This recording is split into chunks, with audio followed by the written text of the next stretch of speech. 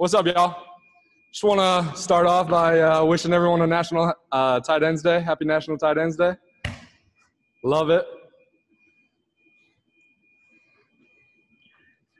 All right, you guys can put your name in the chat. Justin, start us off. Dringle. Hey, TJ, just obviously walk us through that last play and how it developed and what you saw. I think on the last play, they played different coverage than what we're used to. We saw on tape that they were going to play cover two, split safety, and that play was going to be kind of a bang-bang situation at the end. But they played a different coverage, played cover three, so the middle was all packed. A lot of guys sitting there, and staff just made a hell of a play. Extending that play, and I just kept rolling on my route, and found me open, so worked out. You mentioned it there that the play had to be extended. The timing obviously is disrupted when the pocket collapses like that. How much ad-libbing or creativity did you guys have at the end of that play to make it work out? Yeah, I mean, we work on scramble drills a lot, in practice.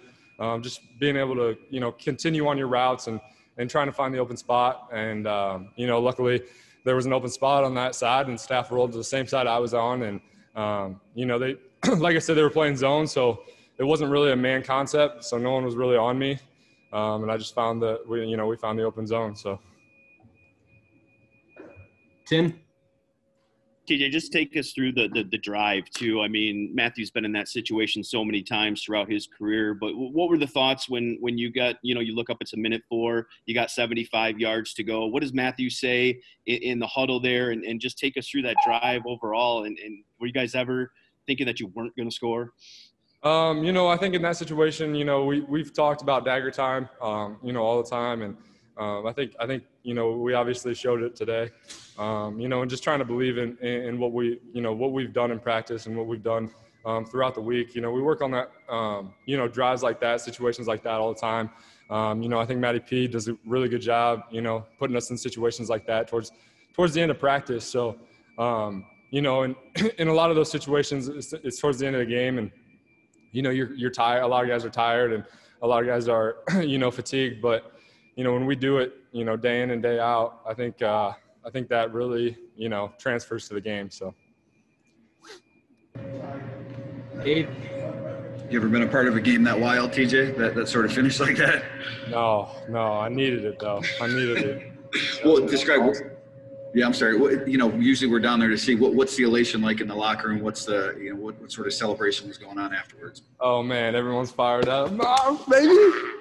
Everyone's fired up. Like I said, it's pure raw emotion. Guys are stoked. We want to win. We talk about winning, and it's awesome to come through like that. So.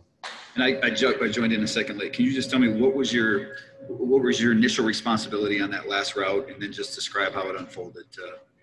Like that.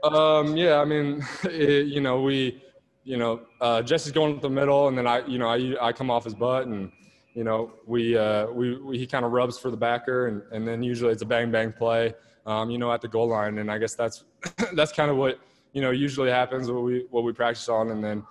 Today, like I said, they played a different coverage than we thought, and it ended up being zone. And there's a guy, I can't remember what number he was, but he was just sitting right in the middle at the goal line. So there, I turned around and saw staff scramble, and I just continued on the route, and he ended up finding it, and it was history.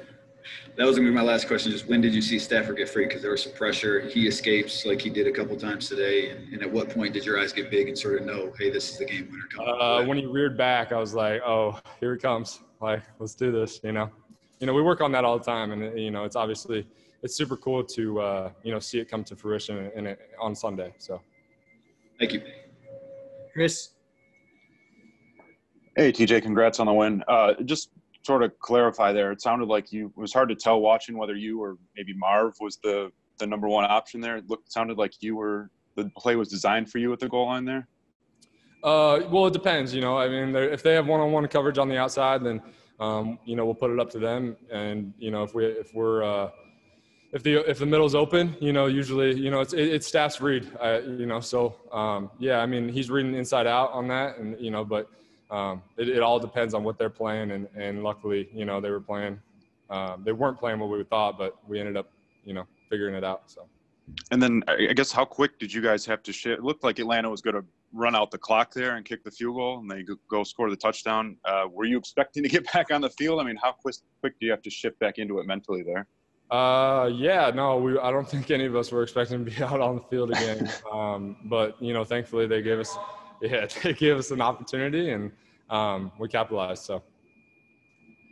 All right, 2 more real quick, Jen and then Mike. Jen, go ahead. Quick question for you, TJ. At what point, I guess I'm unaware of this National Tight Ends Day. What? It's a national holiday.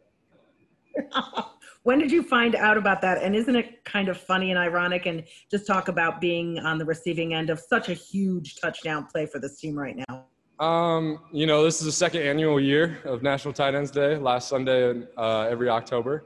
You know, George came up with it a few years ago, and you know, it's kind of caught on. So it's a lot of fun just being out there and, you know, kind of just saying whatever, you know, and you know, they talk about our position, and, you know, we block, we run routes, you know, we kind of do everything. So it's super cool to just have a day. And, you know, obviously I appreciate George for that. So.